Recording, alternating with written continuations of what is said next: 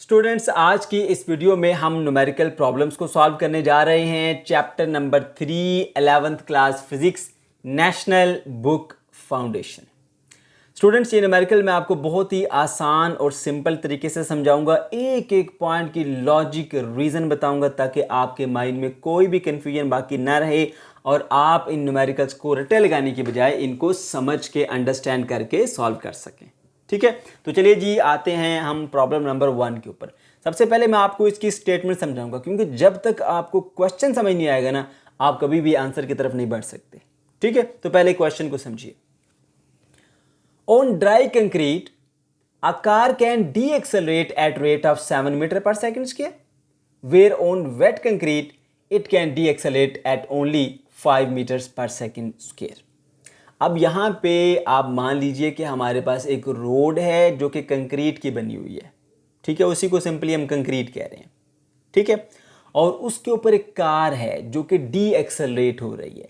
D accelerate होने का मतलब है कि गाड़ी अपनी वेलोसिटी को कम करती जा रही है।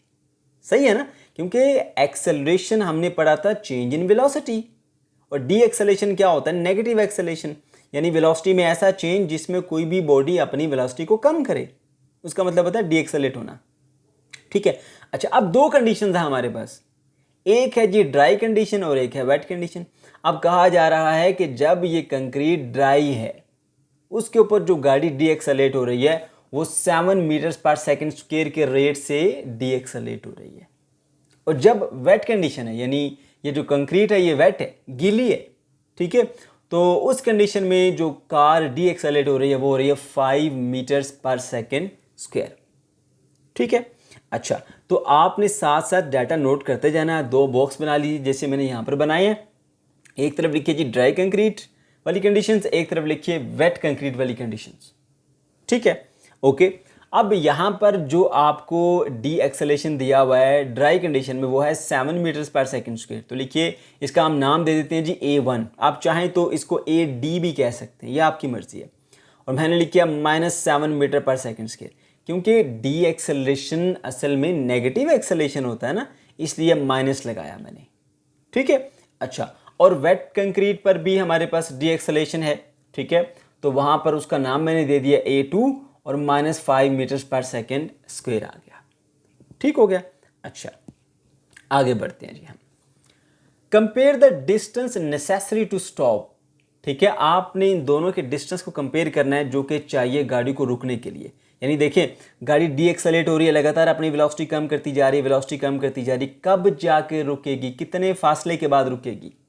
ठीक है ना, इधर कितने फासले के बाद रुकेगी और इधर कितने फासले के बाद रुकेगी, उन दोनों को आपने कंपेयर करना है, यानी आपने फासला मालूम करना है। ठीक है, the car moving at 30 meter पर सेकेंड। अब कार जब मूव कर रही थी ना, तो उसकी जो वेलोसिटी थी वो थी 30 मीटर्स पर सेकेंड। सही है, अब एक बात ज़रा ध्यान से सुनिए, कार 30 मीटर पर सेकेंड की वेलोसिटी से मूव कर रही थी, अब वो डी एक्सेलेट होती जा रही है। ठीक है, अपनी वेलोसिटी को कम करती जा रही, कम करती फाइनली क्या आ जाएगी? रेस्ट पे आ जाएगी। ठीक है, क्योंकि हमने उसको रोकना है, कहाँ पर जाके, कितने फासले के बाद जाके वो रुक जाएगी। तो याद रखिएगा, ये जो 30 मीटर पर सेकेंड है ये आपकी इनिशियल वेलोसिटी बन जाएगी 30 मीटर पर सेकेंड। ठीक है, अब फाइनली जाके गाड़ी को आपने रोक लेना है, तो वो फिर फाइनल वेलोसिटी होगी, वो कितनी होगी? 0, क्योंकि उसने कहा है कि आपने गाड़ी को रोकना है। ठीक है, हमने वो डिस्टेंस कंपेयर करने हैं जिसके बाद जाके गाड़ी रुक जाएगी। ये कितने फासले के बाद रुकेगी और ये कितने फासले के बाद रुकेगी, इसलिए फाइनल वेलोसिटी यहाँ पर भी 0, फाइनल वेलोसिटी यहाँ पर भी 0, इनिशियल वेलोसिटी यहाँ पर 30 मीटर पर सेकेंड, इनिशियल वेलोसिटी यहाँ पर भी 30 मीटर पर सेकेंड। तो हमने बेसिकली इसका और इसका दोनों का फासला निकालना है और फिर उनको कंपेयर करना है कि कौन जो है वो ज़्यादा फासले के बाद जाकर रुकेगी और कौन कम फासला तय करने के बाद जाके रुक जाएगी। ठीक है, तो ये आ गया जी हमारे पास डाटा। एक आ गया ए एक्सेलरेशन, ये VI initial velocity, VF final velocity, और ऐसा आ गया हमारे पास डिस्टेंस। अब ज़रा सोचिए, दिमाग लड़ाइए कि इन सब चीज़ों को देख के जो डाटा दिया गया है और जो हमें रिक्वायर्ड है, इनसे कौन सा एक फार्मूला जो है वो बन सकता है? वो है थर्ड इक्वेशन ऑफ मोशन। तो आपने यहाँ पे सबसे पहले फार्मूले का रेफरेंस दे देना है। वो क्या है जी? 2AS is equals to VF square minus VI square. ठीक है, हमें क्या चाहिए? हमें तो ये S चाहिए। तो जिस चीज़ की वैल्यू निकालनी होती है उसको एक तरफ सेपरेट करते हैं, बाकी चीज़ें दूसरी तरफ चली जाती हैं। तो यहाँ पर s रहेगा, 2a उस तरफ जाके डिवाइड हो जाएगा। सो vf का स्क्वायर माइनस vi का स्क्वायर और डिवाइडेड बाय हो जाएगा हमारे पास 2a। ये आ गया जी वो फाइनल फार्मूला। हमने जस्ट इसके अंदर वैल्यूज को प्लग इन करना है तो हमें आंसर मिल जाएगा। समझ गए? ओके जी, तो s एज इट इज आएगा इधर। vf फाइनल वेलोसिटी, देखिए फाइनली गाड़ी को हमने रोकना है, स्टॉप करना है, तो ये आगे 0 का स्क्वायर माइनस इनिशियल वेलोसिटी कितनी थी उसकी 30, तो यहाँ लिख दीजिए 30। ठीक है, मैं यूनिट यहाँ पे नहीं लिख रहा। ठीक है, तो उसका स्क्वायर ले लीजिए, डिवाइडेड बाय आ गया हमारे पास 2। ठीक हो गया, और साथ में एक्सेलरेशन, कितना एक्सेलरेशन है जी -7। ठीक हो गया। अब आपने 0 का स्क्वायर लिया, वो तो 0 ही होगा, और 30 का स्क्वायर लेंगे तो मिलेगा आपको 900 डिवाइडेड बाय 2 को -7 से मल्टीप्लाई करें तो मिलेगा -14। अब माइनस जो है वो माइनस से कट जाएगा और आपने 900 को डिवाइड कर देना है जी 14 के साथ, तो आपको आंसर मिल जाएगा 64.3 मीटर्स, क्योंकि ये आपके पास एस फासला है, यूनिट अंडरस्टूड सी बात है, इसका मीटर्स आएगा। ठीक है, अगर आप इसको सॉल्व करना चाहते हैं विद यूनिट तो ये वाला पार्ट मैं आपको विद यूनिट सॉल्व करके बता देता हूँ, जैसे भी आपकी मर्जी आप कर लें। ठीक है, ओके जी, ये एक पार्ट इसका सॉल्व हो गया कि हमारे पास जो फासला है, इस फासले का नाम हमने क्या रखा है जी S1, तो यहाँ पे 1 भी लगा दें, अच्छा है, ताकि फ़र्क रहे दोनों में। ये S1 फासला है। इतने फासले के बाद जाके ये गाड़ी रुक जाएगी ऑन आ ड्राई कंक्रीट। अब वेट कंक्रीट पे आ जाते हैं। रिलेशन यही वाला हमने इस्तेमाल करना है यहाँ पर भी। फार्मूला मैं यहाँ पर लिख देता हूँ जी, S = VF का स्क्वायर माइनस VI का स्क्वायर डिवाइडेड बाय 2A। ठीक है, अच्छा जी, अब देखिए ज़रा यहाँ पर, अब मैं यूनिट के साथ सॉल्व करके दिखाऊंगा ताकि जैसे आपको अच्छा लगे वैसे सॉल्व करो। ये आ गया हमारे पास 0 मीटर्स पर सेकेंड। ठीक है, उसका स्क्वायर माइनस यहाँ पर क्या आया हमारे पास 30 मीटर्स पर सेकेंड, इसका भी स्क्वायर ले लीजिए और डिवाइडेड बाय 2 × A। एक्सेलरेशन कितना है यहाँ पे -5 मीटर्स पर सेकेंड स्क्वायर, 5 मीटर्स पर सेकेंड स्क्वायर। ठीक है, अब ज़रा देखिए, ये तो 0 हो गया ना। ठीक है, माइनस ये आ गया हमारे पास, बल्कि मैं इसको यहाँ पर लिखता ही नहीं हूँ ताकि हमारे पास एक स्टेप कम हो जाए। माइनस ये आ गया, अब इसका स्क्वायर लेंगे मिलेगा आपको 900, और ये आ गया जी मीटर्स का स्क्वायर, और साथ में आ गया s की पावर -2, क्योंकि इसका स्क्वायर है ना, m का भी स्क्वायर होगा, इसका भी स्क्वायर होगा। ओके, डिवाइडेड बाय हो जाएगा जी हमारे पास, इधर माइनस भी आएगा क्योंकि नेगेटिव एक्सेलरेशन है, -10 मीटर्स पर सेकंड स्क्वायर। अब s पावर -2 से कट जाएगा, m जो है वो m के स्क्वायर से कट जाएगा, माइनस जो है वो माइनस से कट जाएगा, तो ये आपके पास आ जाएगा जी 900 डिवाइडेड बाय 10, और ऊपर 1 मीटर बच गया। ठीक है, तो ये 0 से कट गया 90, तो जो आपका S2 है, ठीक है, यहाँ पर मैं लिख देता हूँ जी S2, ठीक है, वो है 90 मीटर। यानी अगर ये कंडीशन होगी, वेट कंडीशन होगी, तो ये गाड़ी 90 मीटर के बाद जाके रुक जाएगी। वैसे भी ज़रा सोचे ना कि आपके पास ड्राई कंडीशन है, अगर गाड़ी स्लिप हो जाती है तो वो ज़्यादा दूर तक नहीं जा पाएगी, लेकिन अगर आपके पास वेट कंडीशन हो तो वो ज़्यादा स्लिपरी होता है, इसलिए गाड़ी दूर तक जाएगी और फिर जाके रुकेगी, स्टॉप होगी, तो 90 मीटर के बाद जाके स्टॉप होगी। अब अगर इन दोनों का कंपैरिजन किया जाए तो आप ये बताएंगे, आप स्टेटमेंट छोटी सी लिखना चाहें तो लिख सकते हैं। वैसे तो ये भी ठीक है कि जो हमारे पास वेट कंडीशन है, जब आपके पास वेट कंक्रीट पे गाड़ी डीएक्सेलरेट हो रही है तो वो ज़्यादा डिस्टेंस कवर करने के बाद जाके स्टॉप होती है, रुकती है। ठीक है, जैसे आपने यहाँ पर देख दिया। Problem number 2, find the angle of projection for which the maximum height and range are equal.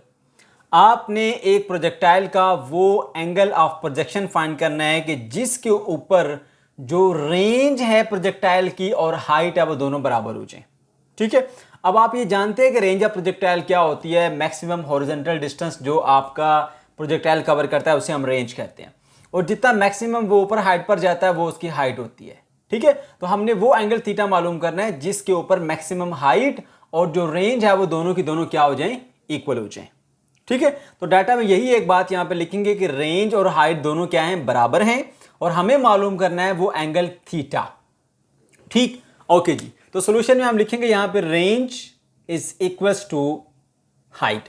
अब जो रेंज का फॉर्मूला है वो आपको आना चाहिए, वो होता है V I square sine 2 theta by G. मैं यहां पे लिखता हूं V I square sine 2 theta by G. ठीक है, इक्वल टू सामने है हाइट, तो हाइट का ये फॉर्मूला होता है V I square sine square of theta divided by 2g।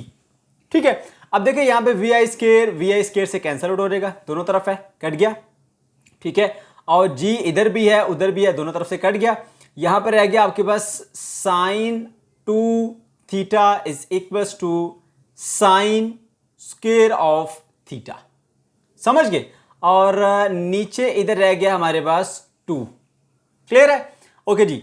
अब क्या करना है जी, आपने इसका फॉर्मूला ओपन करना है साइन 2 थीटा का, और साइन 2 थीटा का फॉर्मूला क्या होता है मैं आपको बता देता हूं जी। Sine of 2 theta is equals to 2 sine theta cos theta.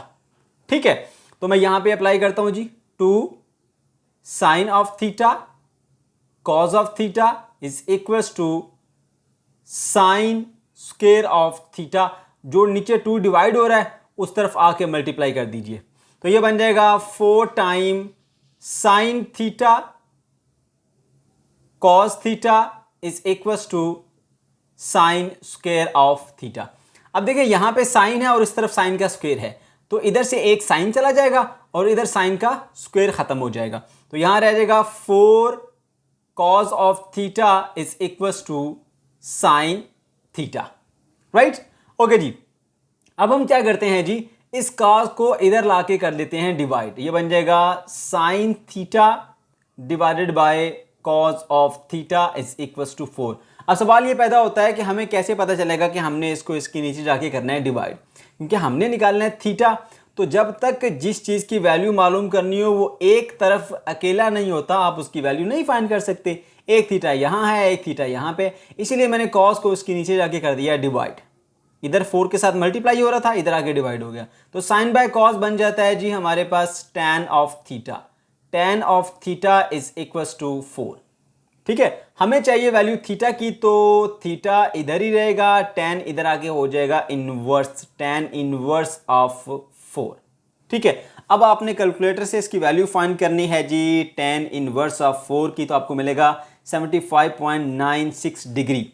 So theta is equals to 75.96 degrees. Problem number 3, a jet plane comes in for landing. एक त्यारा है और वो लैंडिंग करने लगा है विद स्पीड ऑफ 100 मीटर्स पर सेकेंड, और उसकी जो इनिशियल स्पीड है वो कितनी है जी 100 मीटर पर सेकेंड। डाटा में नोट कीजिए V I is equal to 100 meters पर second and its acceleration can have a maximum magnitude of 5 meters per second square। इसका जो acceleration है वो maximum हो सकता है 5 meters per second square as it comes to rest, जब वो rest पर आता है। ठीक है, अब जरा बात ध्यान से सुनो, ये त्यारा जब रनवे पर आया था उस वक्त उसकी स्पीड थी 100 मीटर पर सेकेंड। ठीक है, और फाइनली वो रेस्ट पर आ जाएगा तो उसकी फाइनल वेलोसिटी फिर क्या होगी, 0। तो इनिशियल वेलोसिटी थी हमारे पास 100 मीटर पर सेकंड और फाइनल 0। ठीक है, अच्छा, और एक्सेलरेशन की वैल्यू उसने खुद बता दी 5 मीटर्स पर सेकंड के, लेकिन आपने जल्दबाजी नहीं करनी, जरा ध्यान से इसको समझना है। ये जो त्यारा है ये 100 से आया है 0 पर, इसने अपनी स्पीड को कम किया, या कह लीजिए वेलोसिटी को इसने डिक्रीज किया, समझ गए। तो हमारे पास एक्सेलरेशन दो तरह का होता है, एक होता है पॉजिटिव एक्सेलरेशन, एक होता है नेगेटिव एक्सेलरेशन।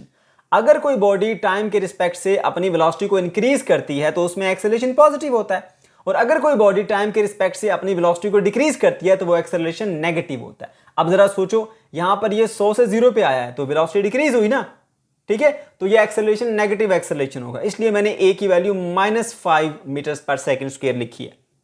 ठीक हो गया, ओके जी। अब हमें करना क्या है, इसके दो पार्ट है। पार्ट ए में देखिए, from the instant the plane touches the runway, जब प्लेन जो है वो रनवे को टच करता है उस वक्त what is the minimum time interval needed before it comes to rest, कितना टाइम लगेगा उसको मुकम्मल तौर पर रेस्ट में आने में, यानी वो टाइम आपने मालूम करना है, ये टी आपका रिक्वायर्ड है। ठीक है, पार्ट बी पे आ जाइए। Can this plane lands on a small tropical island airport where the runway is 0.8 kilometer long. अब वो पूछ रहे क्या ऐसा मुमकिन है कि एक छोटा सा रनवे है एयरपोर्ट पे 0.8 किलोमीटर का, क्या उसके ऊपर ये लैंड कर सकता है? ठीक है, तो ये दूसरा पार्ट है जिसको आपने सॉल्व करना है। ठीक है, पहले इसके पार्ट 1 पर आइए। अब यहां पर आपको बताया गया जी, इसने जब जैसे ही रनवे पर आया तो उसकी स्पीड थी 100 मीटर पर सेकेंड। फाइनली इसने खुद को रेस्ट में लाना है, फाइनल वेलोसिटी 0 मीटर पर सेकेंड। और जो इसके अंदर एक्सेलरेशन है, मैं कहूँगा डी एक्सेलरेशन, ठीक है, क्योंकि उसकी जो वेलोसिटी है उसमें डिक्रीज आया है, वो है -5 मीटर पर सेकेंड स्क्वायर। मालूम क्या करना है जी, कितने टाइम के बाद वो मुकम्मल तौर पर रेस्ट में आ जाता है, वो टाइम हमें चाहिए। ठीक है, तो ये डाटा है और ये हमारे पास है जी रिक्वायर्ड। तो डाटा और रिक्वायर्ड को देख के ही हम फार्मूले को डिसाइड करते हैं।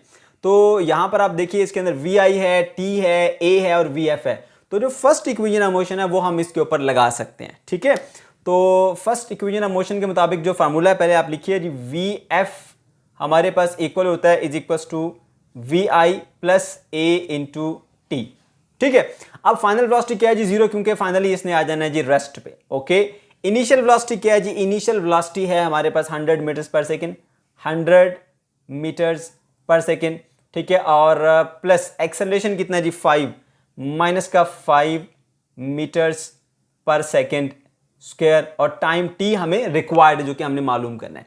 तो ये पूरी टर्म नेगेटिव है, इसको इधर ले आके पॉजिटिव हो जाएगी। ये देखो ना, पॉजिटिव इंटू नेगेटिव क्या होगा, नेगेटिव, तो मैं डायरेक्टली यहां पे माइनस बना देता हूं। ठीक है, अब ये यहां से इधर आएगी तो प्लस हो जाएगी, 5 मीटर्स पर second square into T is equal to 100 meters पर सेकेंड। इसको आप यूं भी लिख सकते हैं ms⁻⁻1। ठीक है, अच्छा जी, अब आपको तो चाहिए टी की वैल्यू, सही है, साथ में ये नहीं चाहिए, इसको उधर जाके डिवाइड कर लीजिए, टी इधर ही रहेगा, 100 मीटर्स पर सेकेंड स्क्वायर, सॉरी पर सेकेंड, डिवाइडेड बाय 5 मीटर्स पर सेकेंड स्क्वायर। ठीक है, अच्छा जी, अब जरा देखिए, ये आ गया हमारे पास टी, 5 1 दा 5 और 5 20 दा 100 होता है, सही है। m जो है वो m से कट गया। अब s की पावर जो है वो ऊपर -1 है, नीचे वाली पावर ऊपर चली जाएगी तो +2 हो जाएगी। ठीक है, तो 20 आ गया हमारे पास, और साथ में s पावर -1 और +2, s की पावर 1 यानी कि 20 सेकेंड आ गया। तो ये हमारे पास वो टाइम है जो रिक्वायर्ड है उसको कंप्लीटली रेस्ट में आने के लिए। ठीक है बच्चों, अब आप आ जाइए जी पार्ट बी के ऊपर।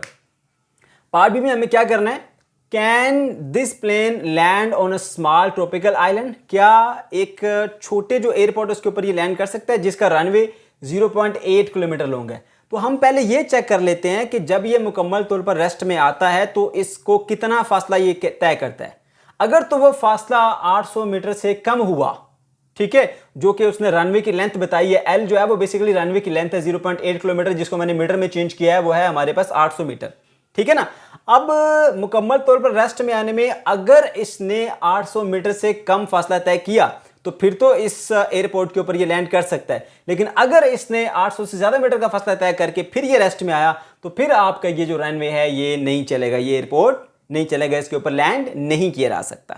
ठीक है, ओके जी। तो अब यहां पर देखिए जी क्या क्या चीजें आपको गिवन है और क्या आपको रिक्वायर्ड है। एक तो पहले से ये चीज यहां पर दी गई थी आपको, मैं यहां पर बता देता हूं जी, वी आई इनिशियल वेलोसिटी वो है हमारे पास 100 मीटर्स पर सेकेंड। ठीक है, और साथ में वी एफ भी है और एक्सेलरेशन भी है और डिस्टेंस हमने मालूम करना है। अब इसे देख के ये आइडिया हो गया होगा कि एस, वी एफ, वी आई और ए इन सब से मिलकर बनती है हमारी थर्ड इक्वेशन ऑफ मोशन। तो आप यहां पे सबसे पहले रेफरेंस देंगे थर्ड इक्वेशन ऑफ मोशन का, 2as is equals to we F square minus we I square. ठीक है, अच्छा जी, आपको क्या मालूम करना है, ये चेक करना है कि जब ये मुकम्मल तौर पर रेस्ट में आता है तो कितना फासला तय करता है, यानी s की वैल्यू मालूम करनी है। तो s को हम इधर ही रखते हैं, वी एफ का स्क्वायर माइनस वी आई का स्केयर डिवाइडेड बाय 2a हो जाएगा। समझ गए, ये a है, सॉरी मैंने 9 बना दिया इसको a। अब फाइनल वेलोसिटी क्या है हमारे पास? फाइनल वेलोसिटी है जी हमारे पास 0, ठीक है, माइनस इनिशियल वेलोसिटी क्या है? इनिशियल वेलोसिटी है जी हमारे पास 100, तो मैं यहां लिख दूंगा जी 100 मीटर्स पर सेकेंड, उसका भी स्केयर आएगा क्योंकि इनिशियल वेलोसिटी का स्केयर है, और divided by 2a। A acceleration कितना है? -5 मीटर्स पर सेकेंड स्केयर आ गया, ठीक है।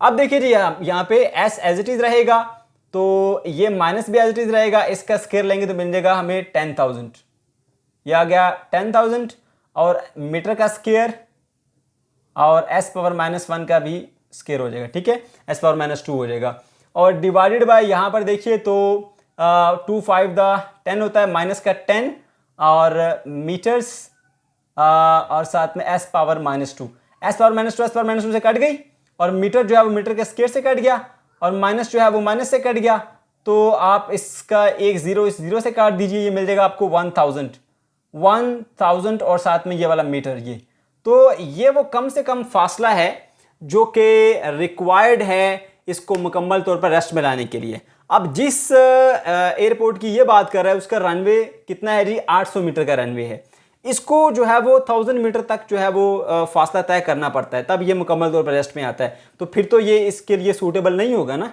ठीक है। तो आपका आंसर होगा नो, ये जो आपका रनवे आप बता रहे हो वो नहीं चलेगा, because 100 meter long runway is needed, runway is needed, ठीक है, ये आपको चाहिए, ठीक हो गया। Problem number 4, a projectile is launched with an initial speed of 21.8 meters per second at an angle of 35 degree above the horizontal। एक projectile है, उसको इनिशियल स्पीड 21.8 मीटर पर सेकंड के साथ प्रोजेक्ट किया गया है, और उसका जो एंगल है विद द हॉरिजॉन्टल सरफेस वो है जी 35 डिग्री। ये दोनों बातें आपने डाटा में नोट कर लेनी है। Initial speed V I is equal to 21.8 metres पर सेकेंड, और जिसका एंगल ऑफ प्रोजेक्शन है वो है जी theta is equal to 35 degrees. मालूम क्या करना है आपको? टाइम ऑफ फ्लाइट, ठीक है, कितनी देर तक वो प्रोजेक्टाइल जो है वो हवा में रहा, उड़ता रहा। नंबर 2, हाइट ऑफ प्रोजेक्टाइल, कितनी मैक्सिमम हाइट पर वो गया। नंबर 3, हॉरिजॉन्टल डिस्प्लेसमेंट या रेंज, ठीक है, ये 3 चीज़ें मालूम करनी है।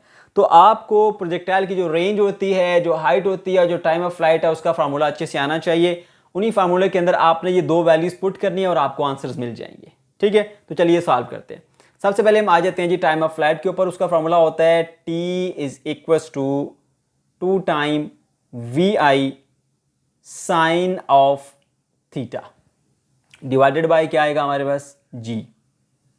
ओके, तो आपने इसमें वैल्यूज पुट करनी है। 2 एज इट इज रहेगा। VI इनिशियल वेलोसिटी कितनी है जी? 21.8 मीटर्स पर सेकेंड, ओके। और उसके बाद साइन ऑफ थीटा, थीटा की वैल्यू है जी 35 डिग्री, तो मैं यहाँ लिख देता हूँ, और डिवाइड कर देंगे जी आप इसको G की वैल्यू से। G ग्रेविटेशनल एक्सेलरेशन है जिसकी वैल्यू होती है 9.8 मीटर्स पर सेकेंड स्क्वायर, तो मैं लिखूंगा 9.8 मीटर्स पर सेकेंड स्क्वायर आ गया, ठीक है। अच्छा जी, अब आपने सबसे पहले ऐसा करना है कि कैलकुलेटर से इसकी वैल्यू निकाल लेनी है, साइन 35 की क्या वैल्यू होती है। और सबसे बेहतरीन तरीका ये है कि आप सबसे पहले इसकी वैल्यू निकालें, साइन ऑफ 35 की। जो भी आंसर आएगा उसको मल्टीप्लाई करेंगे इस वैल्यू के साथ, फिर मल्टीप्लाई करेंगे इसके साथ, और डिवाइड कर देंगे 9.8 के साथ, इक्वल दबाएंगे, आपको डायरेक्टली आंसर मिल जाएगा, ठीक है। ओके जी, चलिए सॉल्व करते हैं। 2 अभी मैं ऐसे ही लिखता हूँ, 21.8 मीटर्स पर सेकेंड भी ऐसे ही लिखता हूँ।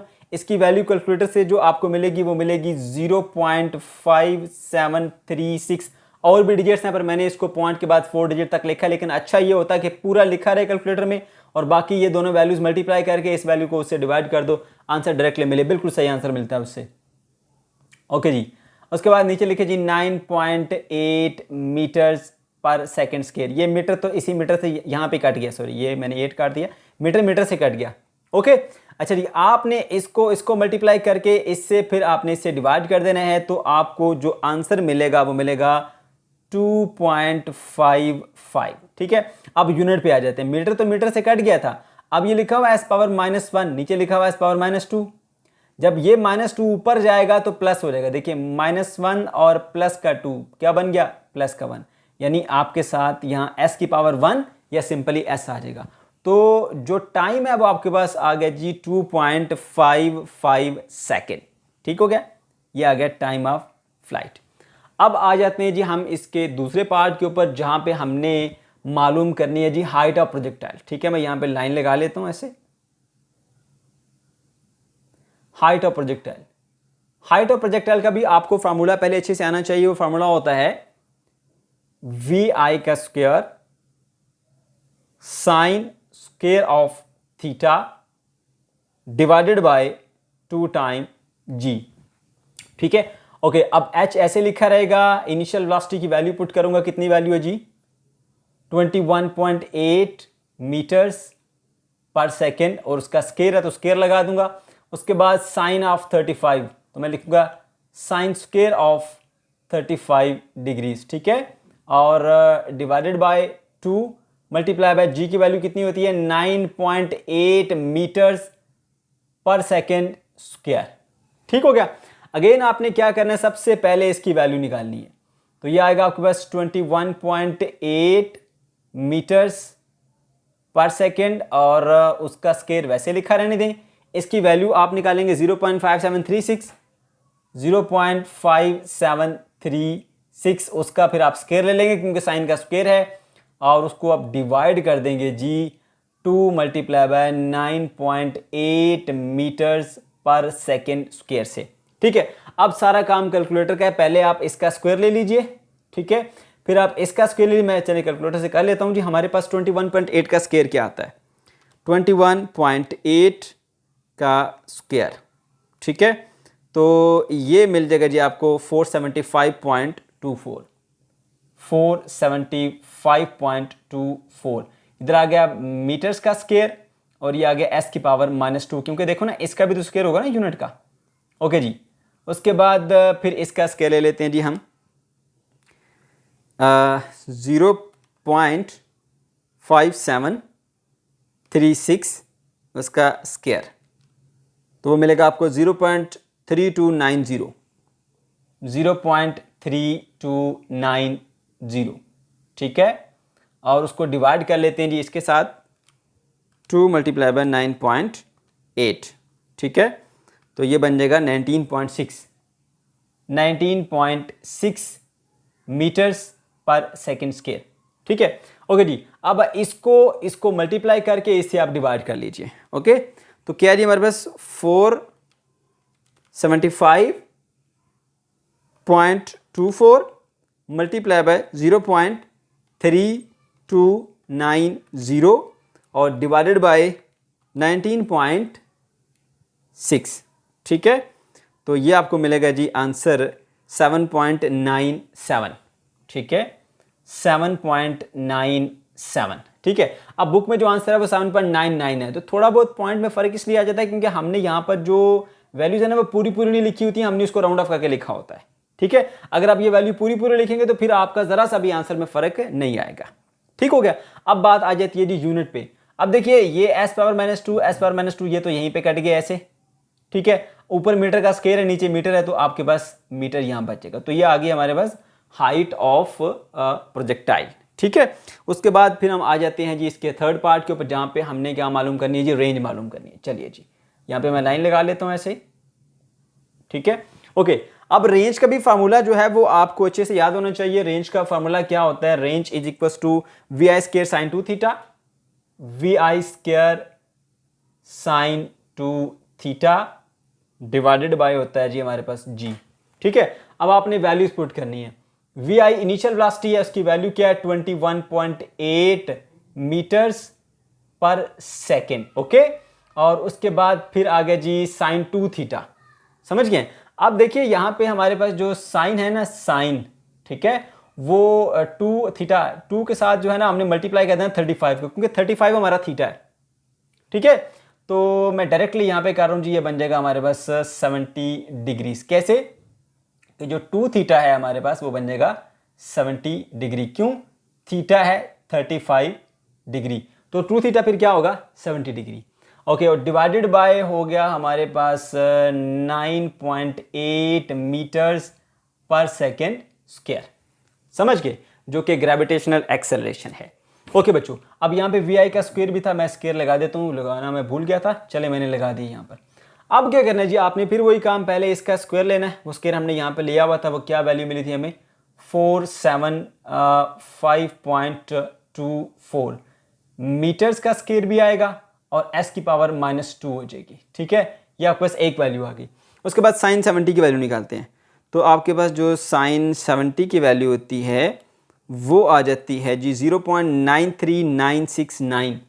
तो मैं यहाँ पर लिखता हूँ जी 0.939, आगे 6 फिर 9 है तो मैं 97 कर देता हूँ, ठीक है, ये ऐसे, ताकि बहुत बड़ी वैल्यू हम नहीं लिख सकते, मुश्किल होती है हमें लिखने में, इसलिए छोटे हमने लिखी पॉइंट के बाद 4 डिजिट तक, नीचे 9.8 मीटर्स पर सेकेंड स्क्वायर आ गया। अब आपने क्या करना है, इस वैल्यू को इस वैल्यू से मल्टीप्लाई करके इससे डिवाइड करना है। ओके, तो चलिए जी 475.24 है और उसको मल्टीप्लाई कर दिया जी हमने 0.9397 से, और उसको डिवाइड कर दिया जी हमने 9.8 के साथ, ठीक है, तो आपको कौन सा मिलेगा 45.569, ठीक है, 45.5696, आगे और भी चल रहा है, ठीक है, मैं और नहीं लिख रहा। अच्छा, उसके बाद फिर यूनिट पे आ जाएंगे, ये देखिए, ये s पावर -2 ये तो यहीं से कैंसिल होगी, ऊपर मीटर का स्क्वायर नीचे मीटर, तो ये एक उसके स्क्वायर को ख़त्म कर देगा और 1 मीटर जो है वो यहाँ पर बाकी रहेगा। अब बुक में जो आंसर लिखा गया है वो लिखा गया है जी पॉइंट के बाद 2 डिजिट तक, ठीक है, तो हम पॉइंट के बाद 2 डिजिट तक ही रखेंगे इसको, वो बन जाएगा 45.56 है, लेकिन उसके नेक्स्ट डिजिट 9 है तो ये 57 हो जाएगा, ठीक है, तो बिल्कुल भी परेशानी की बात नहीं है, बुक में जो आंसर दिया है वो दिया हुआ है 45.57, ठीक है, तो 56 सॉरी, तो आप इसको 45.57 लिख सकते हैं। हमारे आंसर में फ़र्क क्यों आता है, क्योंकि हम यहाँ पर राउंड ऑफ करते हैं, बहुत बड़ी बड़ी वैल्यूज़ को हम नहीं लिख सकते, वैसे भी हमसे गलती हो सकती है, इसलिए। Problem number 5, a very very important numerical problem, ये आपको एग्जाम में दिया जा सकता है, इसलिए आपने इसे बहुत अच्छे तरीके से अंडरस्टैंड करना है। मैं आपको बिल्कुल आसान और सिंपल तरीके से बताऊंगा, एक एक चीज़ की लॉजिक रीज़न बताऊंगा, ताकि आपके माइंड में कोई भी कंफ्यूजन बाकी ना रहे, ठीक है। चलिए इसकी स्टेटमेंट देखते हैं। A projectile is launched horizontally from the top of 45.2 meter high cliff. एक प्रोजेक्टाइल को एक चट्टान के ऊपर 45.2 मीटर की हाइट से हॉरिजॉन्टल डायरेक्शन में फेंका गया ऐसे, ठीक है, अच्छा जी, and lands a distance of 17.6 metre from the base of the cliff. और वो जो प्रोजेक्टाइल है वो इस चट्टान की बुनियाद से बेस से 17.6 मीटर का फासला आगे की तरफ तय करता है, 17.6 मीटर, ठीक है। Determine the magnitude of launch velocity. आप वो वेलोसिटी बताओ जिस वेलोसिटी के साथ इसको लॉन्च किया गया था, ठीक है, ओके जी। तो डाटा में आपको 2 चीज़ें बताई गई हैं, एक इसकी जो ये है हॉरिजॉन्टल जो डिस्टेंस है, और एक वर्टिकल, ऊपर से नीचे आते हुए जो उसने वर्टिकल डिस्टेंस कवर किया और यहाँ से आगे बढ़ते हुए जो उसने हॉरिजॉन्टल डिस्टेंस कवर किया। ये आपको 2 चीज़ें दी गई हैं, एक को आप एक्स से डिनोट कर लीजिए, एक को वाई से डिनोट कर लें, ठीक है। जो हाइट है क्योंकि वो वर्टिकल होती है तो कैपिटल वाई से डिनोट किया उसको, और वो है 45.2 मीटर्स। और जो हॉरिजॉन्टल डिस्टेंस है वो अलोंग द एक्स एक्सिस होता है, तो हमने कैपिटल एक्स से उसे डिनोट कर लिया, और वो है 17.6 मीटर्स। अब हमें मालूम करनी है जी वेलोसिटी, ठीक है। तो बच्चों, आपने जब प्रोजेक्टाइल मोशन का टॉपिक पढ़ा था तो वहीं पर उसका एक स्पेशल केस भी था, जिसमें हम प्रोजेक्टाइल को एक मखसूस हाइट से हॉरिजॉन्टल डायरेक्शन में ऐसे लॉन्च करते हैं, ठीक है। इस तरह की डायग्राम भी आपको याद हो रही होगी, ये टॉपिक में मैंने पढ़ाया था आपको, ठीक है।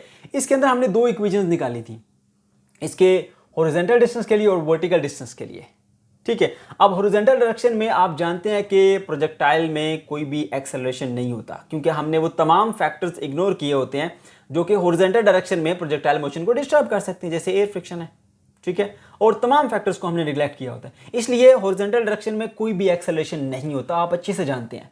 इसलिए हॉरिजॉन्टल डायरेक्शन में जो डिस्टेंस निकालना बहुत ही आसान है, S = VT का फॉर्मूला लगाओ, ठीक है, तो आपके पास ये आ जाएगा S = VT। अब इसमें जो है वो याद रखिए, क्योंकि हम हॉरिजॉन्टल डायरेक्शन की बात कर रहे हैं, तो हॉरिजॉन्टल डिस्टेंस होगा ये आपके पास, और ये हॉरिजॉन्टल वेलोसिटी होगी, ठीक है। अब क्योंकि आपने फेंका ही हॉरिजॉन्टल डायरेक्शन में है, तो इस वक्त पूरी की पूरी वेलोसिटी जो है वो अलोंग द एक्स एक्सिस है, इसलिए हम लिख सकते हैं कि इनिशियल वेलोसिटी का एक्स कंपोनेंट असल में पूरी की पूरी वेलोसिटी ही है, क्योंकि हमने तो फेंका ही अलोंग द एक्स एक्सिस है। ठीक है, तो इस एस की जगह पर हम कैपिटल एक्स लिख देंगे, वो डिस्टेंस जो है, और इस वी एक्स की जगह पे हम सिंपली वी लिख देंगे। ठीक है, क्योंकि सारी की सारी वेलोसिटी ही तो अलोंग द एक्स एक्सिस है, इसलिए वी एक्स की जगह पे वी आ जाएगा और टाइम इस तरह से। So X is equal to V T, ये हमारे पास एक इक्वेशन आ गई।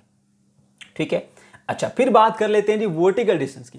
अब वर्टिकल डिस्टेंस में हमारे पास जो है वो एक्सेलरेशन आता है, वो है ग्रेविटेशनल एक्सेलरेशन। तो इसको फिर इसमें हमने जो डिस्टेंस फाइंड करना है उसके लिए हम सेकंड इक्वेशन ऑफ मोशन का इस्तेमाल करते हैं, S is equal to we I T plus half G T square. ठीक है ना, तो इसमें जो हम क्योंकि वर्टिकल मोशन की बात कर रहे हैं, तो ये जो हमारे पास डिस्टेंस है ये भी वर्टिकल डिस्टेंस होगा, जिसको कैपिटल वाई से डिनोट कर दिया। इनिशियल वेलोसिटी का भी वाई कंपोनेंट होगा, तो याद रखना जब आपने एक ऑब्जेक्ट को हॉरिजॉन्टल डायरेक्शन में फेंका है ना, उसका वाई कंपोनेंट होता ही नहीं है। जो भी vector along the x axis होता है उसका वाई कंपोनेंट जीरो होता है। आपने वेलोसिटी को अलोंग द एक्स एक्सिस रखा तो वाई कंपोनेंट तो नहीं होगा फिर इसका, इसलिए इनिशियल जो वेलोसिटी का वाई कंपोनेंट है वो जीरो होगा। 0 इंटू टी तो आपके पास पूरा पूरा जीरो हो जाएगा। ठीक है, और 1/2 जी टी स्क्वायर वैसे ही लिखेंगे। तो देखें ये एस जो है वो डिस्टेंस है, क्योंकि वर्टिकल डिस्टेंस है तो वाई से डिनोट कर दिया। वी आई जीरो है, 0 इंटू टी आपके पास पूरा पूरा जीरो हो जाएगा। 1/2 as it is, G as it is, T square as it is. तो आपके पास दूसरी इक्वेशन आएगी y is equal to 1/2 G T square. ये वो इक्वेशन है जो कि आप पहले करके आए हैं, आपको डायरेक्टली याद रखनी है, लेकिन अक्सर बच्चे भूल जाते हैं, इसलिए मैंने पूरी रिवाइज करा दिया आपको। एक ये इक्वेशन और दूसरी ये इक्वेशन, इन दो इक्वेशन को मैं यहां पर लिखता हूं, x is equal to v into T. ठीक है, ये आ गया आपके पास पहली इक्वेशन। ठीक हो गया। अब दूसरी इक्वेशन क्या है जी आपके पास, y is equal to 1/2 G T square. ये आ गया आपके पास दूसरी इक्वेशन। ये डिनोट करती है हॉरिजॉन्टल डिस्टेंस को, ये डिनोट करती है वर्टिकल डिस्टेंस को। ठीक है, और हमें यही दो चीजें दी गई हैं और हमने मालूम क्या करना है, वेलोसिटी मालूम करनी है। बट एक प्रॉब्लम है, यहां पर टी भी है, टी की वैल्यू तो हमें बताई नहीं गई। ठीक है, अब कुछ लोग जो न्यूमेरिकल करते हैं वो पहले टी की वैल्यू को मालूम कर रहे होते हैं, तो हम टी को वैसे ही एलिमिनेट करते हैं, हमें जरूरत नहीं है इस टी की। ठीक है, हम इसके बिना भी काम कर सकते हैं। तो हमने क्या करना है, इन दोनों को मिला के एक इक्वेशन बना लेंगे और उसमें से टी को एलिमिनेट कर देंगे। कैसे एलिमिनेट करेंगे जरा देखो, जरा मैं आपको आसान तरीका बताता हूँ, जो कि आप 6-7 की मैथ में सीख के आए हैं। हमने टी को एलिमिनेट करना है, टी की वैल्यू इस इक्वेशन से निकालो, इसमें पुट कर दो, टी खत्म हो जाएगा, बात ही खत्म। ठीक है, तो देखिए जी, फ्रॉम इक्वेशन 1, इक्वेशन 1 से क्या करेंगे जी, हम यहां से वैल्यू निकालेंगे टी की। तो टी किसके इक्वल होगा, x divided by v, x divided by v। ये आगे टी की वैल्यू, इस वैल्यू को पुट कर दो इक्वेशन 2 के अंदर, पुट इन इक्वेशन 2। इक्वेशन 2 के अंदर इसको पुट कर लेते हैं। इक्वेशन 2 ये है हमारे पास, y is equal to 1/2 g, और t की जगह इसकी वैल्यू x बाय v, ये हमने स्केयर पुट कर दिया। तो आप देखो, अब इस इक्वेशन के अंदर आपको t नजर आ रहा है, बिल्कुल भी नजर नहीं आ रहा। ठीक है, तो हमारा मसला हल हो गया, टी को हमने यहां से एलिमिनेट कर लिया। अब इसको थोड़ा सिंप्लीफाई करते हैं, फिर आगे चलते हैं जी। काम हमारा हो गया, बस अब सिंप्लीफाई करना है। y is equal to 1/2 g, और यहां पे आएगा x का स्केयर, नीचे आएगा v का स्केयर। ठीक है, हमें चाहिए वेलोसिटी, तो वो तो नीचे लिखा हुआ, हम इसको इधर ले आते हैं और y को उसकी जगह पे ले जाते हैं। यहां पर डिवाइड हो रहा है, उधर मल्टीप्लाई होगा और y उसकी जगह पे आ जाएगा। तो ये बन जाएगा जी, v का square is equal to 1/2 g x का स्केयर ओवर y। बट हमें तो v की वैल्यू चाहिए, v के स्केयर की वैल्यू तो नहीं चाहिए। कोई बात नहीं, क्या तरीकाकार है स्क्वायर खत्म करने का, स्क्वायर रूट ले लेंगे हम। इधर भी स्क्वायर रूट ले लिया और उधर भी स्क्वायर रूट ले लिया। v का स्क्वायर इज इक्वल टू, यहां पर भी आ गया 1/2 g x का स्क्वायर ओवर y। समझ गए? तो अब ये स्क्वायर रूट इससे कट जाएगा, तो आपके पास वेलोसिटी का डायरेक्टली फार्मूला आ गया। आप जस्ट वैल्यूज पुट करेंगे और आंसर लेंगे। ये बन गया जी, जी एक्स का स्क्वायर डिवाइडेड बाय 2y। ये आ गया जी हमारे पास फाइनल वो रिलेशन। समझ? अब हमने इसके अंदर वैल्यूज पुट करनी है। v is equal to g x का स्क्वायर ओवर 2y। ठीक है, so v is equal to, g की वैल्यू 9.8 मीटर्स पर सेकेंड स्क्वायर मल्टीप्लाई बाय, फिर हमारे पास आ गया x की वैल्यू। x की वैल्यू कितनी है हमारे पास, x की वैल्यू 17.6 मीटर्स उसका स्क्वायर, ठीक है, और डिवाइडेड बाय 2 इंटू वाई। अब वाई की क्या वैल्यू है जी? 45.2 मीटर्स। समझ गए? ओके जी। अब ज़रा देखिए v यहीं पे रहेगा। अब आपने क्या करना है, 9.8 को मल्टीप्लाई कर देना है 7.6 के स्क्वायर के साथ और फिर इसको डिवाइड कर देना है इसके साथ, बल्कि इसको मज़ीद सिंप्लीफाई कर लेते हैं। 9.8 मीटर्स पर सेकेंड स्क्वायर मल्टीप्लाई बाय, इसका स्क्वायर लेता हूँ मैं यहाँ से कैलकुलेटर से, 17.6 का स्क्वायर, 17.6 का स्क्वायर, तो ये बन जाएगा जी आपके पास 309.76, 309.76 और साथ में मीटर्स का स्क्वायर आएगा। ओके, और नीचे देखिए जी, इसको जब मल्टीप्लाई करेंगे जी 2 मल्टीप्लाई बाय 45.2, तो ये बन जाएगा 90.4 मीटर्स। समझ गए? ओके जी। अब देखिए हमारे पास ये जो मीटर है ना, ये मीटर के स्क्वायर को ख़त्म कर देगा, यूनिट को भी साथ साथ सिंप्लीफाई करते हैं। अब 9.8 को मल्टीप्लाई करना है इसके साथ, तो फिर डिवाइड कर देना है इसके साथ, ठीक है। 9.8 मल्टीप्लाई बाय 309.76 और फिर डिवाइडेड बाय 90.4, ठीक है, तो ये बन जाएगा 33.5801। v इज इक्वल्स टू 33.58, चले 58 तक ही रखते हैं हम, ठीक है। अच्छा, फिर आ जाते हैं जी इसके यूनिट के ऊपर। अब यहाँ पर जो है वो हमारे पास लिखा हुआ है मीटर्स पर सेकंड स्क्वायर, साथ में एक ये मीटर है, तो ये मीटर और ये मीटर मल्टीप्लाई क्यों बन जाएगा मीटर्स का स्क्वायर और पर सेकंड का स्क्वायर, ठीक है। तो अब देखिए जी, इसका हमने लेना है जी स्क्वायर रूट, ठीक है। स्क्वायर रूट ऑफ 33.58, तो वो मिल जाएगा आपको 5.79, ठीक है। और मीटर का स्क्वायर रूट से कटेगा तो मिलेगा आपको m, और s पावर -2 का स्क्वायर रूट से कटेगा तो मिलेगा s पावर -1, ठीक है। तो 5.79 मीटर्स पर सेकेंड, ये आ गई आपके पास वो वेलोसिटी जिस वेलोसिटी के साथ इस प्रोजेक्टाइल को लॉन्च किया गया है। Problem number 6, 2 equal mass carts roll towards each other on a level low frictional track.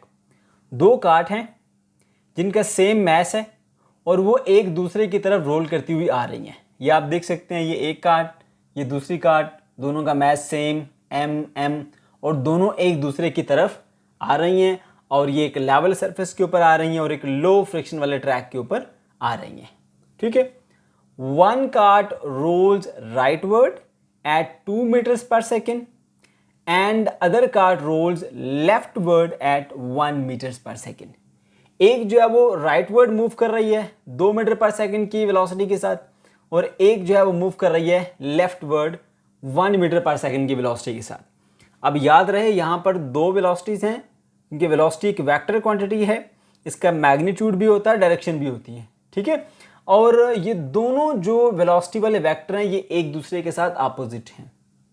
तो फिर करना ये होगा कि आप इनमें से किसी एक को नेगेटिव साइन के साथ मेंशन करेंगे। तो हम ऐसा करते हैं, जो राइट साइड वाला है वो along the positive x axis जा रहा है, उस वेलोसिटी को हम पॉजिटिव ले लेते हैं, और जो लेफ्ट वाला है वो along the negative x axis जा रहा है तो उसको हम नेगेटिव मान लेते हैं, ठीक है। इसको हम पॉजिटिव ले लेते हैं और इसको हम नेगेटिव ले लेते हैं। ऐसा हमने क्यों किया? क्योंकि जब भी आपको 2 वेक्टर क्वांटिटी से वास्ता पड़ता है जिनकी डायरेक्शन अपोजिट होती हैं तो किसी एक के साथ नेगेटिव साइन आपको लगाना पड़ता है। ठीक हो गया? ओके जी। तो यही चीज़ें हमने यहाँ पे डाटा में नोट भी करनी है जी। एक तो दोनों मैसेज इनके इक्वल हैं, m1 m2 is equal to, आप एक ही नाम दे दीजिए m का, ठीक है। और इनिशियल वेलोसिटी को हम u से डिनोट करते हैं। ठीक हो गया? तो जो राइट साइड वाले डायरेक्शन के अंदर मूव कर रहा है उसको यू आर से मैंने डिनोट किया और उसकी वेलोसिटी को पॉजिटिव रखा 2 मीटर्स पर सेकेंड, और जो मूव कर रहा है अलोंग लेफ्ट साइड उसको यू एल से, यानी इनिशियल वेलोसिटी लेफ्टवर्ड, ठीक है, वो हमने नेगेटिव साइन के साथ शो किया 1 मीटर्स पर सेकेंड। ठीक हो गया? अच्छा, अब आगे क्या कहा जा रहा है? आफ्टर कार्ट कोलाइड, जब ये दोनों आपस में टकरा जाती हैं, दे कपल एंड रोल टुगेदर। अब ये दोनों मिल जाती हैं, जैसे मैंने यहां पर शो किया, और फिर इकट्ठे एक ही डायरेक्शन के अंदर मूव करती हुई चली जाती हैं। ठीक है, फाइंड देयर कंबाइंड स्पीड। जब ये दोनों मिल गई है ना, अब आपने इसकी कंबाइंड स्पीड को निकालना है, उसको मैंने v से मेंशन किया है। ठीक है, सवाल समझ में आ गया। आपके पास दो कार्ट हैं, दोनों का मैथ सेम है, दोनों एक दूसरे की तरफ आ रही हैं। ठीक है, और जो राइट डायरेक्शन में जा रही है उसकी जो वेलोसिटी बताई गई है वो 2 मीटर्स पर सेकंड है, और जो लेफ्ट वर्ड आ रही है उसको हमने शो किया 1 मीटर पर सेकंड के साथ। ठीक है, तो जो पॉजिटिव एक्सिस पे जा रही है उसको पॉजिटिव ले लिया, जो नेगेटिव एक्सिस पे जा रही है उसको हमने नेगेटिव ले लिया, और जब ये आपस में कोलाइड करती हैं तो ये एक बन जाती हैं। ठीक है, इसका मास m, इसका मास m, अब इस एक बॉडी का मास कितना हो गया 2m। ठीक है, और अब ये जिस वेलोसिटी से मूव कर रहा है वो वेलोसिटी हमें मालूम करनी है। ठीक है, बात समझ में आ गई। ओके जी, तो यहाँ पर जो कॉन्सेप्ट हम इस्तेमाल करेंगे वो है law of conservation of momentum. ठीक है, एक सिस्टम का जो टोटल इनिशियल मोमेंटम होता है बिफोर कोलिजन वो इक्वल होता है total final momentum after the collision. ठीक है, आपने क्लास 9th में एक फार्मूला भी पढ़ रखा था, m1u1 plus m2u2 is equal to m1v1 plus m2v2। ये एक जनरल फार्मूला मैंने यहाँ पर लिखा है। ठीक है, तो इस कंसेप्ट को हमने यहाँ पर इस्तेमाल करना है, तो हम यहाँ पे हेडिंग लगाएंगे जी, according to law of conservation of momentum.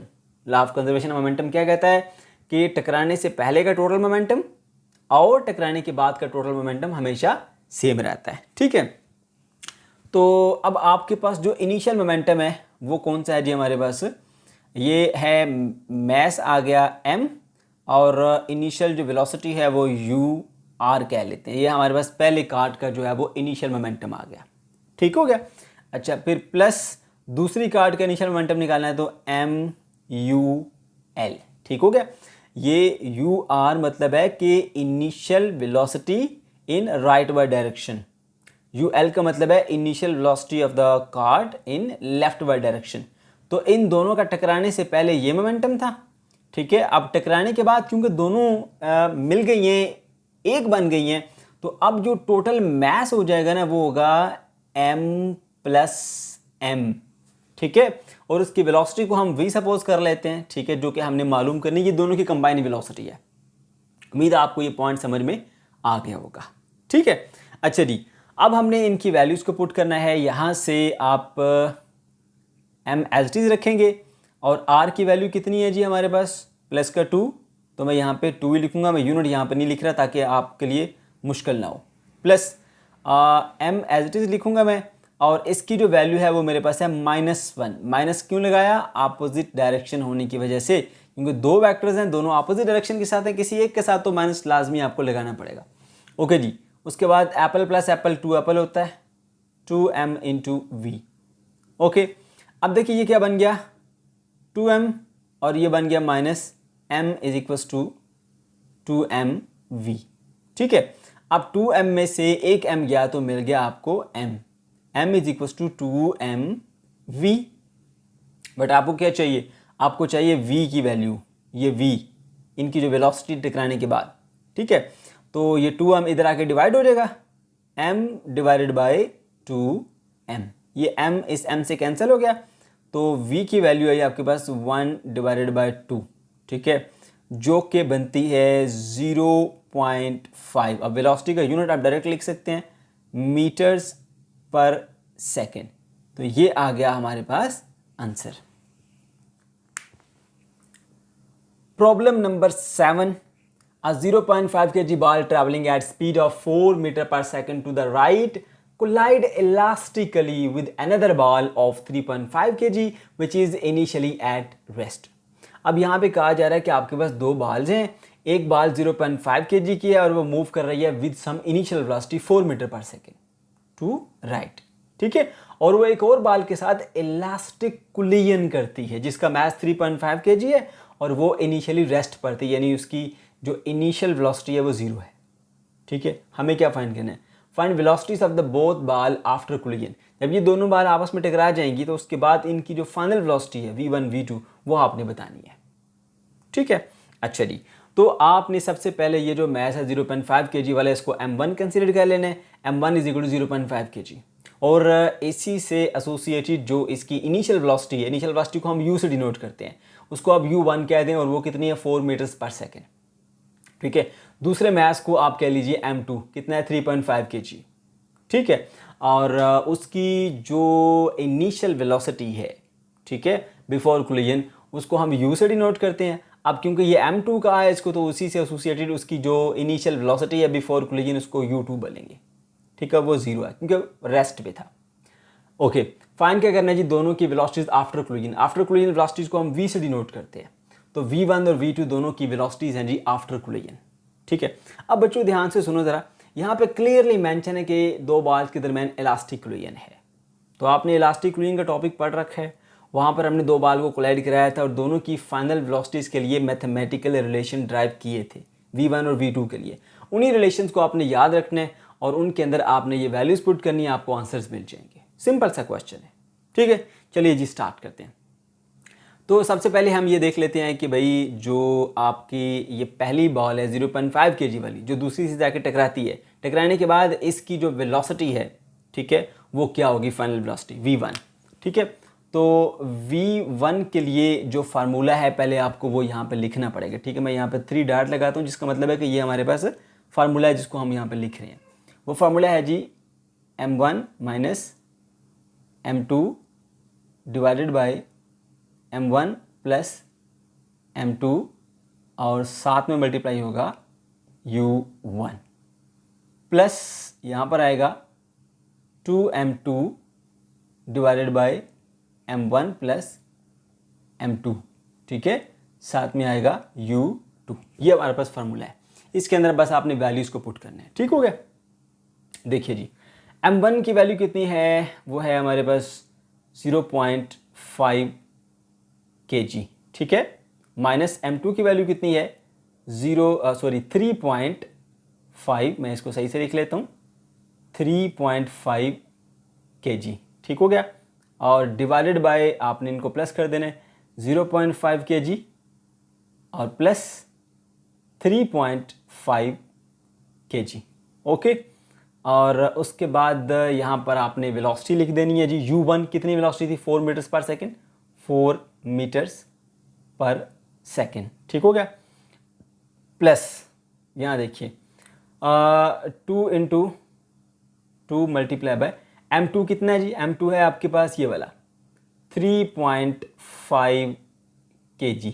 Okay, divided by 0.5 kg plus 3.5 kg। Okay, अच्छा जी, उसके बाद फिर u2 तो यहाँ पर 0 है, तो ये पूरी की पूरी टर्म क्या कर देगा, उसको 0 कर देगा। ठीक है, ये पूरी टर्म होगी हमारे पास 0। अब इसको सॉल्व कर लेंगे, देखो ज़रा, माइनस का 3.5 में से 0.5 को आप माइनस करेंगे तो आपको मिल जाएगा जी माइनस का 3 kg। ठीक है, और divided by 0.5 kg plus 3.5 kg बन जाएगा 4 kg। ठीक है, पीछे क्या रह गया 4 मीटर्स पर सेकेंड। समझ गए, तो अब देखिए ज़रा यहाँ पे kg से कट जाएगा और ये 4 इस 4 से कट जाएगा, तो -3 मीटर्स पर सेकेंड हमारे पास वेलोसिटी आ गई पहली बॉल की आफ्टर कोलिजन।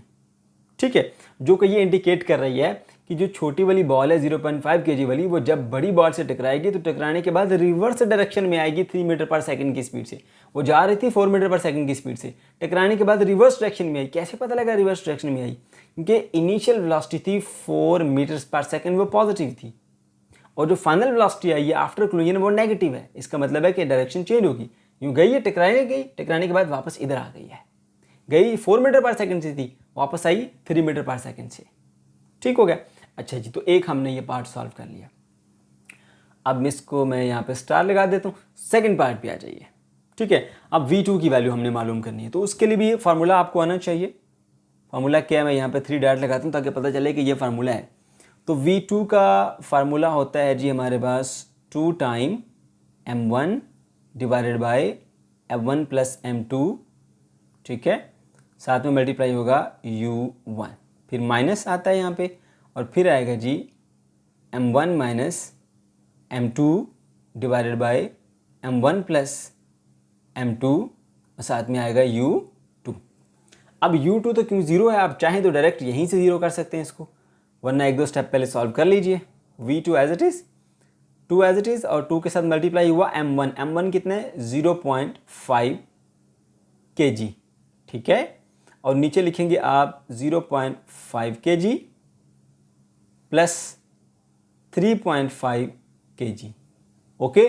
साथ में मल्टीप्लाई होगा u1 कितना है आपके पास, u1 है 4 मीटर्स पर सेकेंड, माइनस अब ये देखिए ज़रा, m1 है 0.5 kg माइनस m2 है हमारे पास 3.5 kg divided by 0.5 kg plus 3.5 kg। अब u2 क्या है, ज़ीरो से मल्टीप्लाई होगा, इस पूरे टर्म को ख़त्म कर देगा, तो आपको बस रह जाएगा v2 इज इक्वल्स टू, ये 2 को इससे मल्टीप्लाई करेंगे बन जाएगा 1 kg, ठीक है, डिवाइडेड बाय 0.5 प्लस 3.5 बन जाएगा 4 kg मल्टीप्लाई बाय 4 मीटर्स पर सेकेंड, ओके।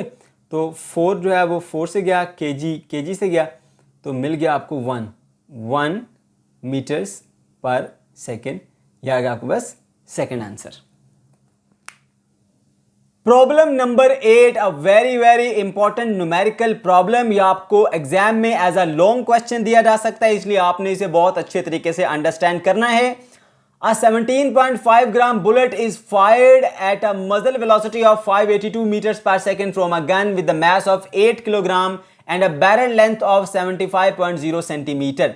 भाई आपके पास एक बुलेट है जिसका मैस है 17.5 ग्राम, उसको फायर किया गया है एक गन से, और बुलेट की जो वेलोसिटी है वो 582 मीटर्स पर सेकेंड है, और जो मैस है गन का वो है जी हमारे पास 8 किलोग्राम, और उस गन की जो बैरल की लेंथ है वो है 75.0 सेंटीमीटर।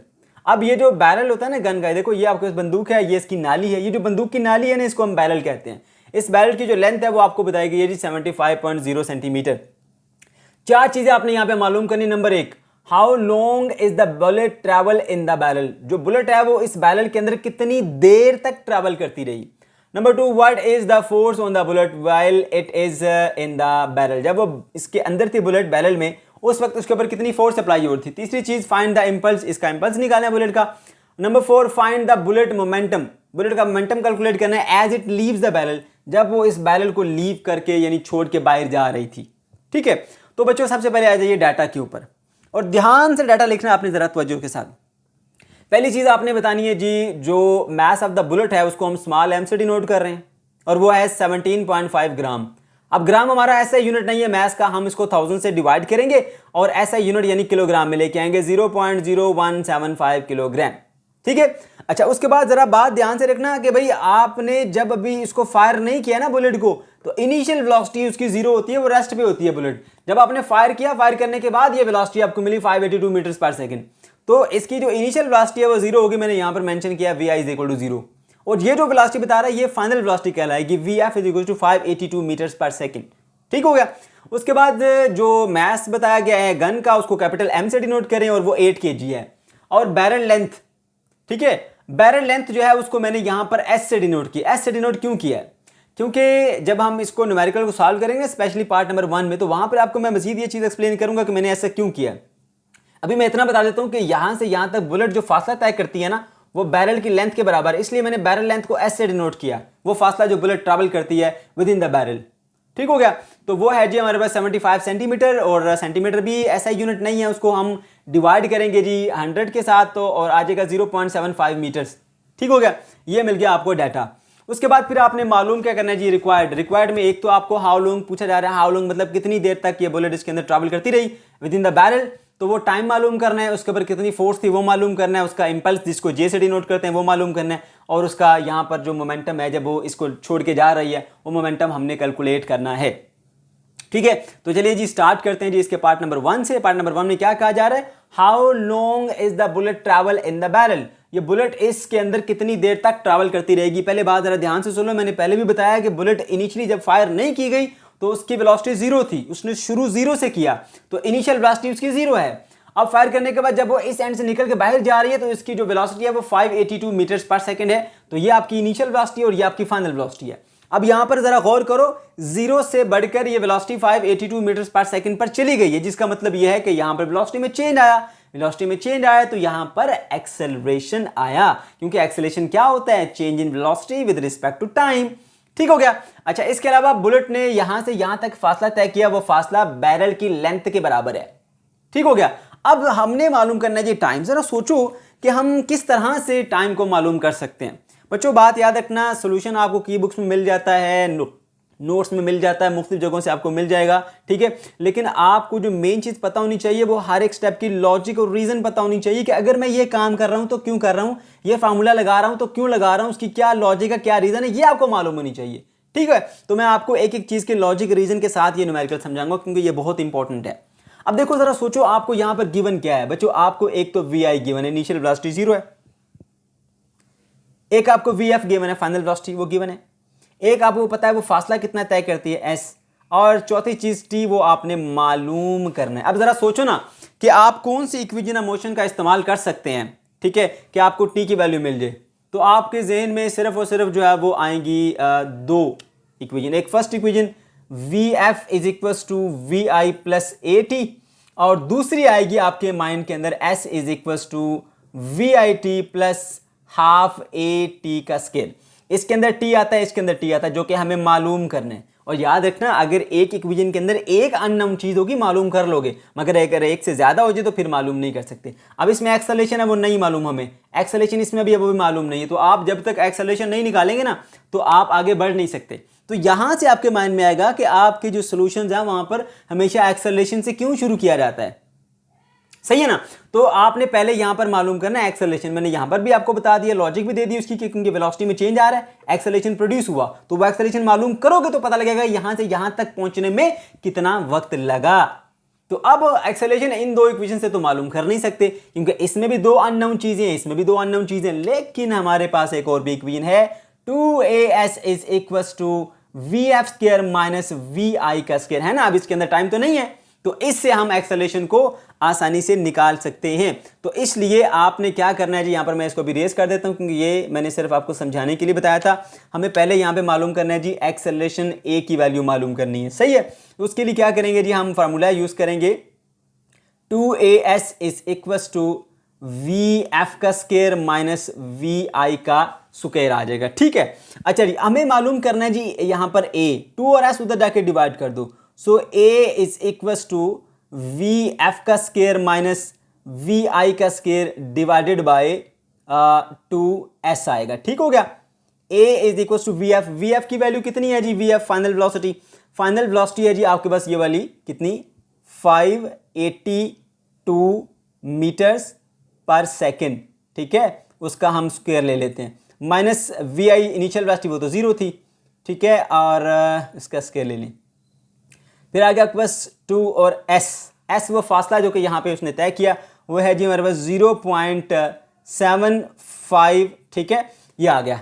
अब आपने क्या करना है जी, कैलकुलेटर से पहले इसका आपने स्क्वायर ले लेना। मैं यहाँ पे स्क्वायर लेता हूँ जी इसका, 582 उसका स्क्वायर, तो ये मिल जाएगा आपको a इज इक्वल टू 338.724। ठीक है, अब मीटर का स्क्वायर भी आएगा और साथ में s की पावर भी -2 हो जाएगी, क्योंकि ये स्क्वायर इससे भी मल्टीप्लाई हुआ, इससे भी मल्टीप्लाई हुआ, और ये तो 0 है, इसको खत्म कर देते हैं, डिवाइडेड बाय आपके पास ये, बल्कि साथ में इसका यूनिट भी लिखना चाहिए था, ये है जी अब मीटर्स में।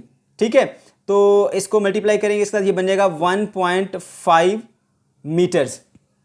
ठीक है, तो अब हमने क्या करना है जी, यहां पर इन दोनों को डिवाइड कर देना है। इस वैल्यू को डिवाइड करेंगे जी हम किसके साथ, 1.5 के साथ, तो हमें आंसर मिलेगा जी 225.816। ठीक है, ये मीटर इसके स्क्वायर को खत्म कर देगा, तो मीटर्स पर सेकंड स्क्वायर हमारे पास एक्सेलरेशन का यूनिट आ जाएगा। तो ये आ गया जी आपके पास एक्सेलरेशन, और ये बहुत ही इंपॉर्टेंट वैल्यू है, इसको आप बाकी न्यूमेरिकल्स में भी इस्तेमाल करेंगे। ठीक है, जो इसका सेकंड पार्ट है, ये आ गया आपके पास एक इंपॉर्टेंट वैल्यू ऑफ एक्सेलरेशन। ठीक हो गया। ओके बच्चों, अब आपके पास एक्सेलरेशन आ गया, तो मैंने आपको बताया था कि भाई आप जो है वो इस इक्वेशन या इस इक्वेशन में से आप किसी का इस्तेमाल करके अब आप निकाल सकते हैं। ठीक है, तो मैं यहाँ पर आसान जो है वो ये वाली इक्वेशन होती है, मैं उसका इस्तेमाल करता हूँ यूजिंग फर्स्ट इक्वेशन का इस्तेमाल कर रहा हूँ। फर्स्ट इक्वेशन क्या है जी, V F is equals to we I plus A T. समझ गए। अब वी एफ फाइनल वेलोसिटी कितनी है जी, 582 मीटर्स पर सेकेंड, और इनिशियल वेलोसिटी तो 0 थी, प्लस एक्सेलरेशन कितना है 225,816 मीटर्स पर सेकेंड स्क्वायर, साथ में टी, ये आ गया टी हमारे पास। ठीक है, अब हमने टी को इधर ही रखना है और ये उस तरफ जाके हो जाएगा डिवाइड, तो ये बन जाएगा जी 582 मीटर्स पर सेकेंड डिवाइडेड बाय 225,816 मीटर्स पर सेकेंड स्क्वायर। ठीक है, इज इक्वल्स टू टी। अब क्या करेंगे जी, आप इन दोनों को कैलकुलेटर से डिवाइड करेंगे तो आपको आंसर मिलेगा 0.00257 और भी डिजिट्स यहाँ पर मैं नहीं लिख रहा। यूनिट आएगा इसका सेकेंड एस।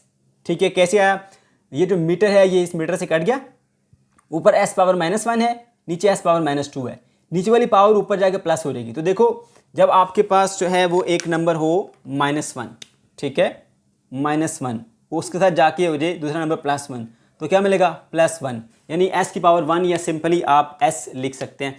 तो इस तरह से आपको यहाँ पर जो टाइम है वो मिल गया 0.00257। अगर आप इसको राउंड ऑफ करके लिखना चाहते हैं ठीक है तो वो भी लिख सकते हैं जी 0.00258 जो कि बुक में दिया हुआ है। ठीक है, उन्होंने यहाँ तक रखा हुआ है, उससे आगे आप टर्मिनेट करेंगे तो डेफिनेटली फिर आपको जो है वो जो नेक्स्ट डिजिट है वो देखना पड़ेगा। 5 से बड़ा है तो पीछे वाली की एक वैल्यू आपको बढ़ानी पड़ेगी। ठीक हो गया, तो इस 7 से ये 8 कर दिया, second is equal the time. ठीक है, तो ये आ गया हमारे पास टाइम की वैल्यू। अब हमने क्या करना है जी, अब हमने नेक्स्ट आना है पार्ट नंबर बी के ऊपर, और पार्ट नंबर बी में हमने क्या करना है, पार्ट नंबर बी में हमें फोर्स मालूम करनी है एफ। तो आपके पास फार्मूला मौजूद है f is equals to m a, f is equals to m a. ठीक है, तो मैथ कितना है, मैथ तो हमने यहाँ पे कैलकुलेट करके रखा हुआ है इसका, जो कि है 0.0175 किलोग्राम। ठीक हो गया, और एक्सेलरेशन कितना है, एक्सेलरेशन भी हमने यहाँ पे बना के रखा हुआ है जी 225,816 मीटर्स पर सेकेंड स्क्वायर। आप इन दोनों को मल्टीप्लाई कीजिए। ठीक है, मैं यहाँ पे मल्टीप्लाई करता हूँ इनको जी, 0.0175 मल्टीप्लाई बाय 225,816।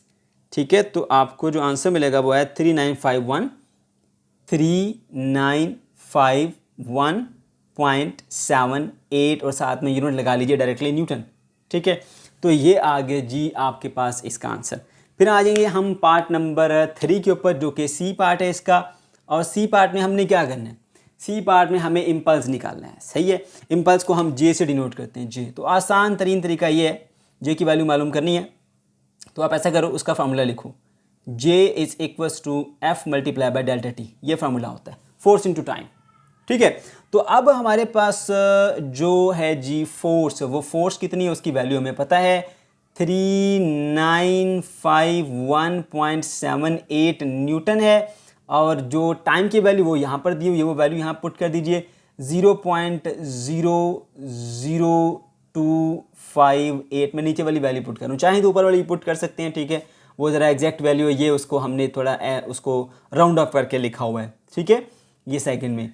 अब आप इन दोनों वैल्यूज़ को मल्टीप्लाई कीजिए, मैं यहाँ पर मल्टीप्लाई करने लगा हूँ जी 3951.78 और उसको मल्टीप्लाई करेंगे 0.00258 के साथ, तो हमें आंसर मिलेगा जी 10.1955 और भी डिजिट्स हैं पर मैं यहाँ तक लिख रहा हूँ। ठीक है, तो ये आ जाएगा जी हमारे पास न्यूटन सेकेंड। ठीक हो गया। अच्छा जी, अब ज़रा देखिए हमारे पास जो यहाँ पर इसकी वैल्यू है, इसको आप राउंड ऑफ करके लिखेंगे 10.2 न्यूटन सेकंड आ जाएगा। अच्छा, बुक में जो इसका यूनिट है वो कोई और दिया हो तो आपने बिल्कुल भी परेशान नहीं होना। देखो ये न्यूटन है ना, न्यूटन। देखो न्यूटन क्या, फोर्स एम ए, एम जो है वो क्या होता है किलोग्राम। ठीक है, मैं आपको चलिए रफ में बता देता हूँ इधर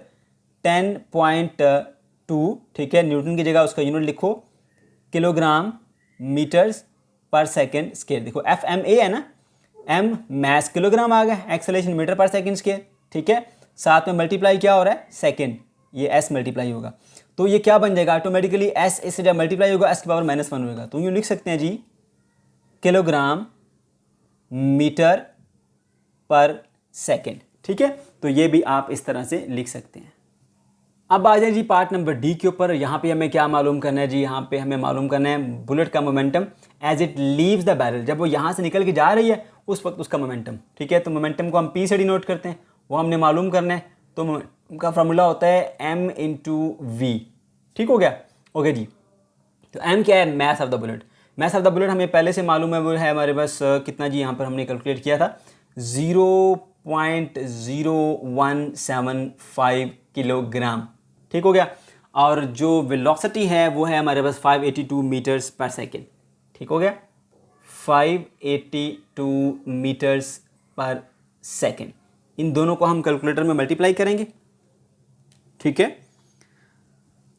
0.0175 मल्टीप्लाई बाय 582, ठीक है, तो ये बन जाएगा आपका 10.18, ठीक है, किलोग्राम मीटर पर सेकेंड, समझ गए। इसको आप अप्रोक्सीमेटली लिख सकते हो 10.2, क्योंकि अगर आप यहाँ पे टर्मिनेट करते हो नेक्स्ट डिजिट 5 से ग्रेटर है तो आप इस तरह इसको बढ़ा दोगे, 1 से 2 कर दोगे, kg मीटर्स पर सेकेंड, ठीक हो गया। तो प्यारे बच्चों, ये बल्कि यहाँ लिखना चाहिए था -1। ये था हमारा आज का टॉपिक। अगर आपको कोई कन्फ्यूजन है या किसी किस्म का कोई भी प्रॉब्लम है तो कमेंट सेक्शन के अंदर आप जरूर पूछ सकते हैं। वीडियो अच्छी लगी तो इसको लाजमी से लाइक कीजिएगा। चैनल को अगर अभी तक सब्सक्राइब नहीं किया तो इसको लाजमी से सब्सक्राइब कर लीजिए। अल्लाह हाफिज़।